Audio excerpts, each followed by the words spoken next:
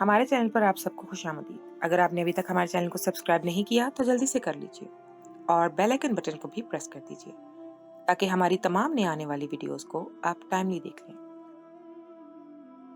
میرے شوہر کو روشنی میں سونے کی عادت تھی۔ اس وقت بھی کمرے کی لائٹ آن تھی اور ہم دونوں آپس میں باتوں میں مصروف تھے، ایک دوسرے میں کھو کر ہر طرف سے بے خبر ہو گئے تھے۔ تبھی میری نظر کھڑکی کی طرف پڑی، پردہ ہل رہا تھا۔ یہ دیکھ کے میں گڑبڑا گئی اور اپنے شوہر کو کہنے لگی کہ باہر کوئی ہے۔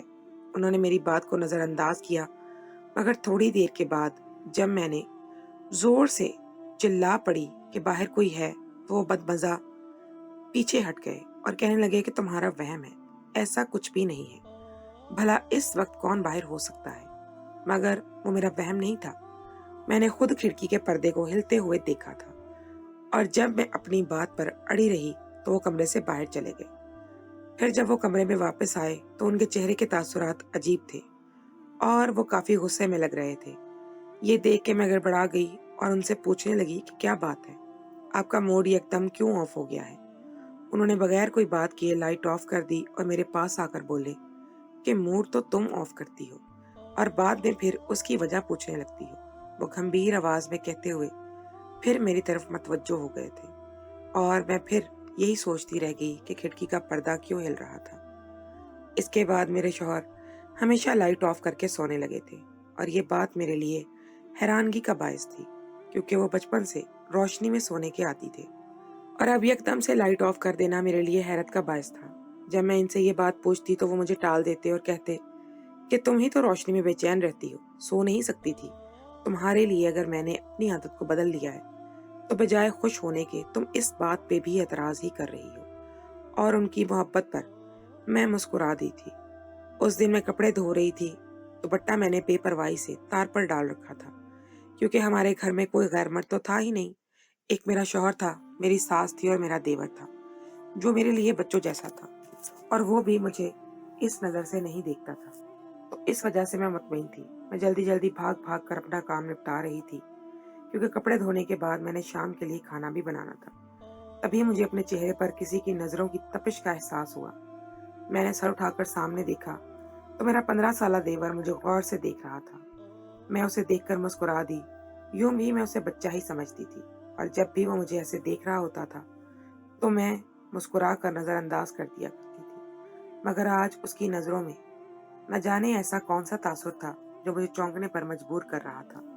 مجھے کچھ عجیب سا احساس ہوا، اس کی نظریں میرے وجود میں گڑتی جا رہی تھی اور یہ چیز دیکھ کر مجھے شرم آنے لگی تھی۔ میں نے دوپٹہ اٹھا کر اپنے ارد گرد لپیٹ لیا تھا۔ پھر اس کی بات سن کر میں ہکا بکا رہ گئی جب وہ مجھے کہنے لگا کہ آپ اس دوپٹے کو اتار کر آرام سے کام کریں، ایسے آپ تنگ ہوں گی۔ یہ سن کر میرا منہ کھلے کا کھلا رہ گیا، مگر جب میری نظر اس کے معصوم چہرے پر پڑی تو مجھے اندازہ ہو گیا کہ اس نے محض یوں ہی یہ بات کہہ دی ہے۔ تبھی میں نے سر جھٹکا اور پھر سے کام کرنے کے بعد تھی، لیکن میں اس بات کو جتنا جھٹک رہی تھی وہ اتنا ہی بات مجھے زیادہ پریشان کر رہی تھی۔ اور سب سے پہلے میں نے اپنی ساس کے لیے پرہیزی کھانا بنایا تھا، کیونکہ انہیں بھوک جلدی لگتی تھی۔ اس کے بعد باقی لوگوں کے لیے جب میں کھانا بنانے کے بعد اپنے کمرے میں جانے لگی تو میری نظر اپنے دیور پر پڑی۔ وہ اس وقت صرف بنیان میں ملبوس تھا اور شرٹ سے آزاد نظر آ رہا تھا۔ اسے دیکھ کر میں ہک دک رہ گئی۔ کیا کر رہے ہو تم؟ تمہیں ٹھنڈ لگ جائے گی، اس طرح سے بیمار پڑ جاؤ گے۔ یہ دیکھ کر مجھے تشویش ہونے لگی تھی، مگر وہ عجیب سے انداز میں ہنس کر بولا، مگر مجھے تو گرمی لگ رہی ہے۔ نہ جانے کیا ہو گیا ہے کہ مجھے آج کل سخت سردی میں بھی گرمی لگتی ہے۔ اس کا لہجہ مجھے کچھ عجیب سا لگ رہا تھا۔ اس کی آنکھیں جس طرح میرے جسم کا طواف کر رہی تھی، مجھے کچھ غلط ہونے کا احساس شدت سے ہو رہا تھا۔ میں حیران ہو کر اپنے دیور کی طرف دیکھتی جا رہی تھی۔ تب وہ بولا، دل کر رہا ہے کہ ٹھنڈے پانی سے نہا لوں۔ میں دل ہی دل میں سوچ رہی تھی، بھلا ایسی بھی کیا گرمی جو اس یخ بستہ سردیوں میں میرے دیور کو چڑھ گئی ہے کہ اس نے اپنی قمیض ہی اتار دی۔ تبھی دروازے پر بیل کی آواز سنائی دی۔ میں دروازہ کھولنے چلی گئی۔ اس وقت میرے شوہر گھر میں آتے تھے اور ان کے لیے دروازہ میں ہی کھولتی تھی۔ میں انہیں لے کر کمرے میں آ گئی اور ابھی میں انہیں زین کی بات بتانا چاہتی تھی، مگر وہ اب مکمل لباس میں ملبوس تھا۔ یہ دیکھ کر میں ہنس پڑی۔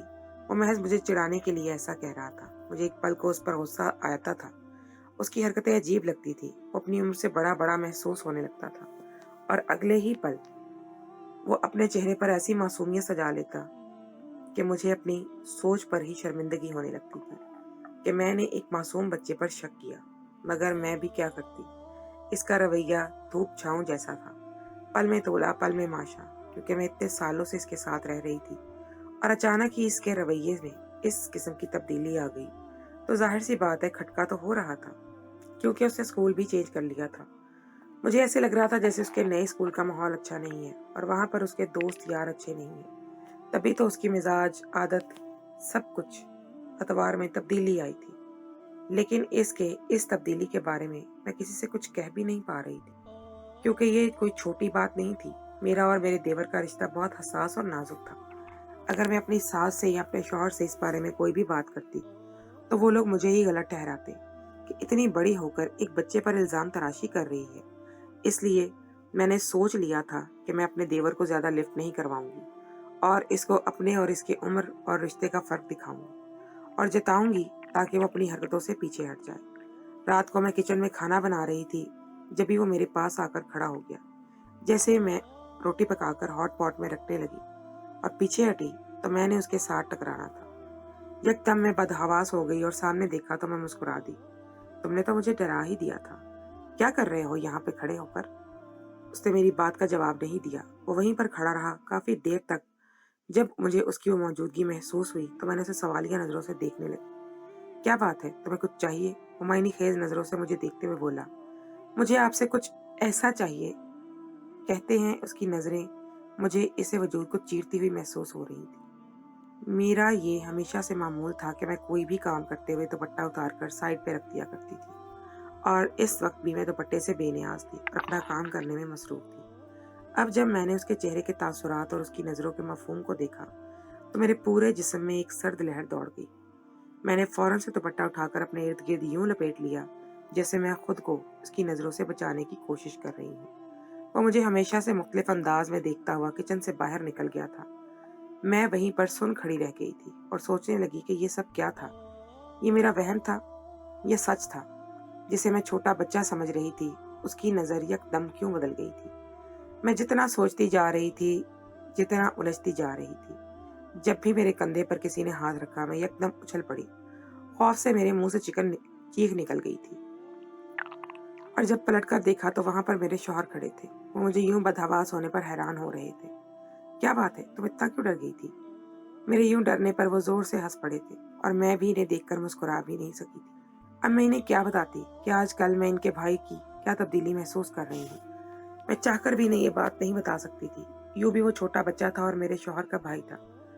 اپنے بھائی کے خلاف وہ کوئی بات بھی کیسے سن سکتے تھے؟ یہ بھی ہو سکتا تھا کہ یہ میرا وہم ہو۔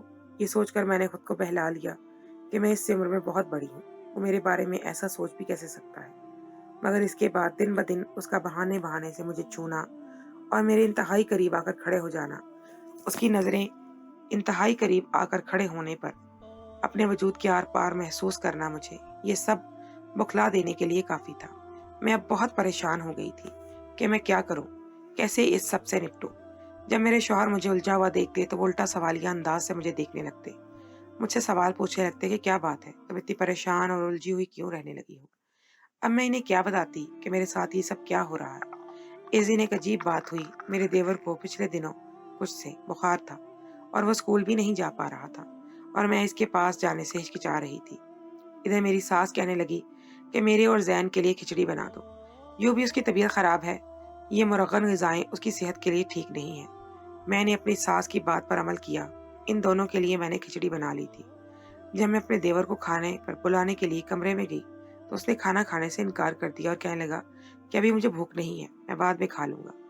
اس کے بعد میں برتن دھونے میں مصروف ہو گئی۔ رات کو جب میں اپنے کمرے میں جانے لگی تو میری ساس نے مجھے تاکید کی کہ زین کو لازمی کھانا کھلا کر سلا دینا، اسے پھر دوا بھی دینی ہے، نہ جانے میرے بچے کو کیا ہو گیا ہے، ایسے لگتا ہے کہ اسے کسی کی نظر لگ گئی ہے۔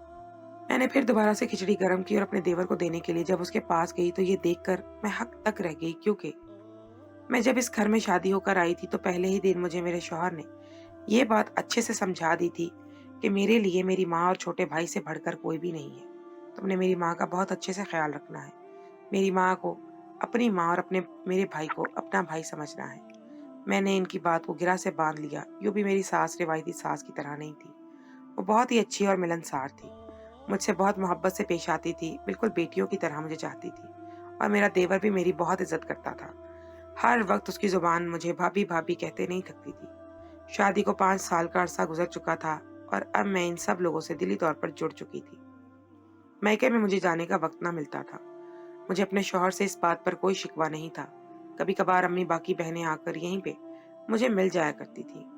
मैं ईद ही ईद वहाँ पर जाया करती थी। यूँ भी सब लोग मेरी मजबूरी को समझते थे कि मेरी सास बीमार थी और घर की वो ज़िम्मेदारी पूरी करने से कासिर थी। 5 साल का अरसा गुज़र चुका था। मैंने अपने शौहर की संगत में ज़िंदगी को खुशबाश अंदाज में गुज़ारा था। मुझे अपने शौहर से किसी चीज़ की कमी महसूस नहीं हुई थी।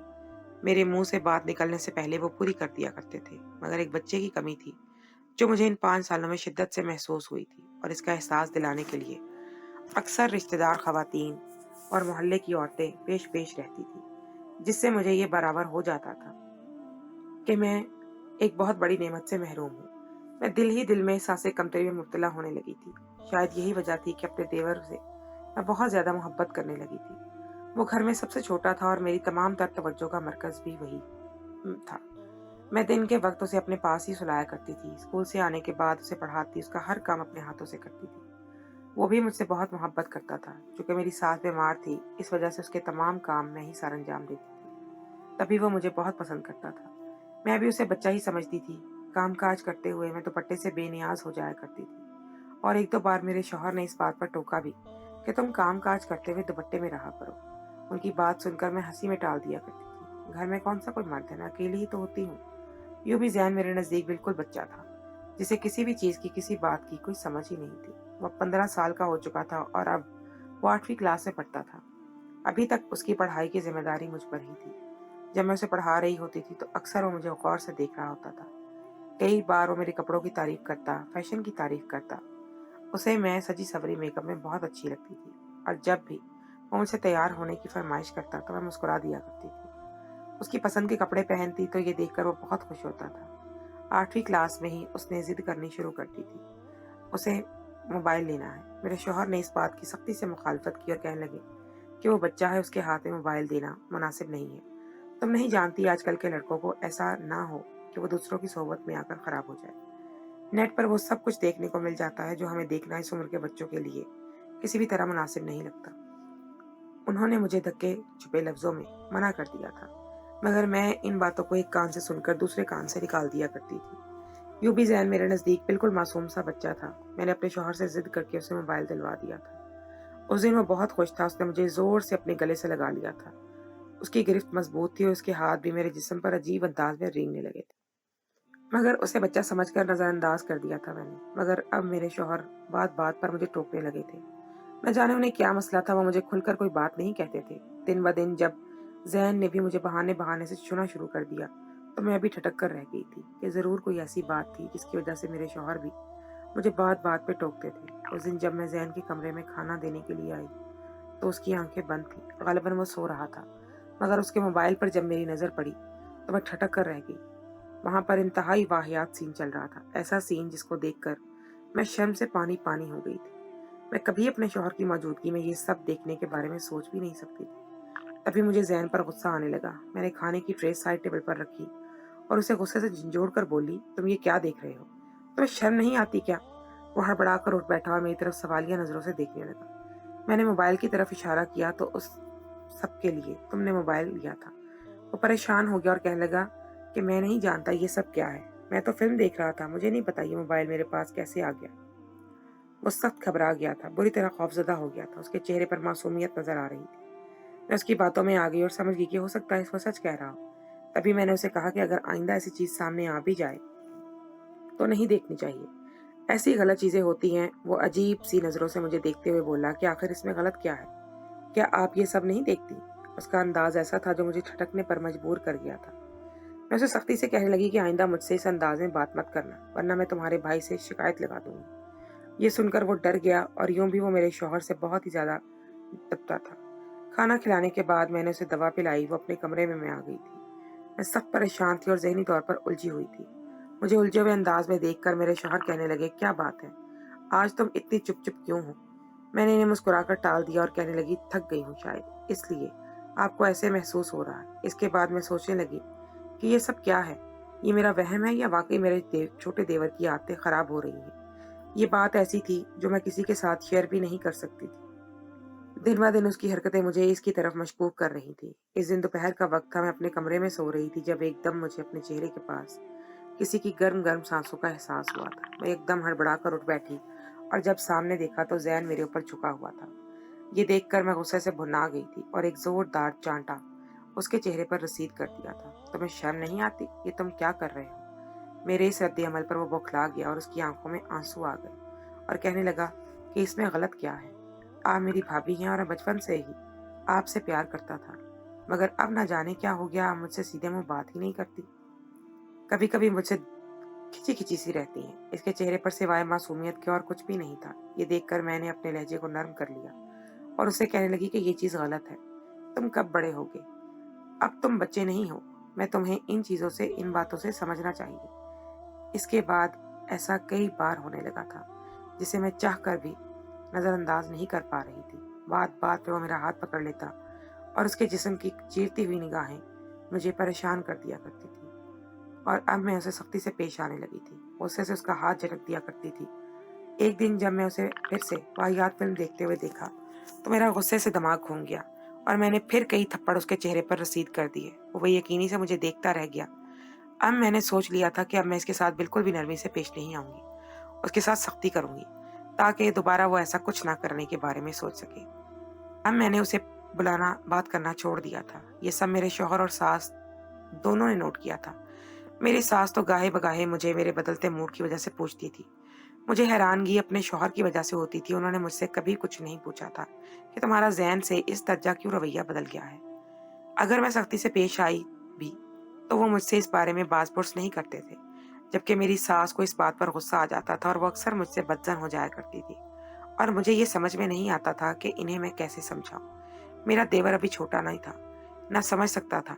अगर उसे भी इन बातों पर रोक दिया जाता तो उसके बिगड़ने का खदशा कम हो सकता था। मैंने इससे मोबाइल फिर ले लिया। रात को जब मेरे शौहर कमरे में मौजूद थे तो वो मेरे पास मोबाइल लेने के लिए आया था, मगर मैंने उसे सख्ती से टोक दिया था कि अब तुम्हें मोबाइल नहीं मिल सकता। वो इल्तिजाइया अंदाज में मेरे शौहर की तरफ देखने लगा तो उन्होंने भी नजरों का जाविया बदल लिया था। ना उन्होंने मुझसे इस बारे में सवाल पूछा, ना उन्होंने अपने भाई को कुछ कहा। वो इस मामले से यूं लाताल्लुक हो गए थे जैसे इन्हें इस बारे में कोई दिलचस्पी ही ना हो। और मेरे लिए हैरानगी की बात ये थी कि वो मुझसे इस बारे में सवाल क्यों नहीं करते थे, क्योंकि इस घर में सबसे ज्यादा ज़ैन की तरफदारी मैं ही किया करती थी और न जाने क्यों इस बात को वो बिल्कुल नॉर्मल अंदाज में ले रहे थे। दिन इसी तरह से गुजरते जा रहे थे। अब ज़ैन का रवैया पहले से बेहतर हो गया था और अब वो नजर झुकाकर रहने लगा था। मेरी सख्ती ने उसके बढ़ते कदमों को रोक दिया था और उसकी बेलगाम सोचों को भी लगाम दे दी थी।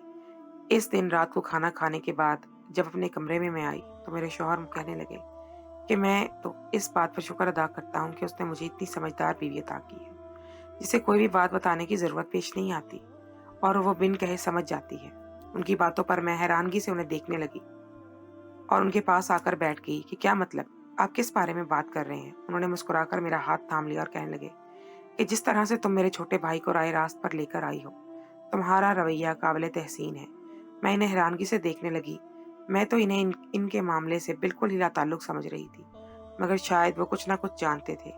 मेरे चेहरे पर सवाल पढ़कर वो कहने लगे कि जो तुम सोच रही हो, वो कहना चाहती हो, मैं जान गया हूँ। मैं इस बात पर शुक्र अदा करता हूँ कि तुम बहुत समझदार हो और तुम्हें वक्त पर समझ आ गई, वरना मैं समझ नहीं पा रहा था कि तुम इस मौजू पर कैसे बात करूं तुमसे। तब मैं कुछ ना कुछ समझते हुए उनसे कहने लगी कि क्या आप भी ज़ैन के बदलते हुए रवैये और बदलती हुई नजरों को समझ गए थे? वो हल्का सा हंस पड़े और कहने लगे कि नहीं, तुम्हें याद है जब एक रात तुमने कहा था कि खिड़की का पर्दा हिल रहा है, वहां से कोई देख रहा है? उनकी बात सुनकर मैंने हाँ में सर हिलाया तो वो कहने लगे कि मैं इस वक्त बाहर गया था और तभी मुझे ज़ैन की झलक नजर आई थी और मुझे अंदाजा हो गया था कि वो अब बड़ा हो गया है और अब उस पर नजर रखने की जरूरत है। तभी मैं तुम्हें बात बात पर टोकता था कि तुम उसे इतना करीब मत आने दो, मगर तुम्हें इस वक्त मेरी बात की समझ नहीं आई थी और इस बात की भी फिक्र थी कि ऐसा ना हो कि मेरा भाई बिगड़ जाए। मगर मुझे ये भी इत्मीनान था कि तुम बहुत समझदार हो, तमाम मामलात को तुम संभाल लोगी। और अब जब तुमने मामलात को संभाल लिया है तो मुझे इस बात की बहुत खुशी है। इसके बाद ہم سب نے ہی زین کے ساتھ سختی کرنی شروع کر دی تھی۔ پھر میرے شوہر نے ڈھکے چھپے الفاظ میں اپنی امی کو بھی یہ بات بتائی تو وہ بھی چپ چپ کی رہ گئیں، اور انہوں نے اس کے بعد مجھ پر کوئی اعتراض نہیں کیا تھا۔ اب ہم سب کی کوششوں سے وہ راہ راست پر آ رہا تھا، اور انہی دنوں مجھے یہ بھی خوشخبری ملی کہ میں ماں بننے والی تھی، اور اب مجھے لگ رہا تھا کہ میری زندگی بھی مکمل ہو گئی ہے۔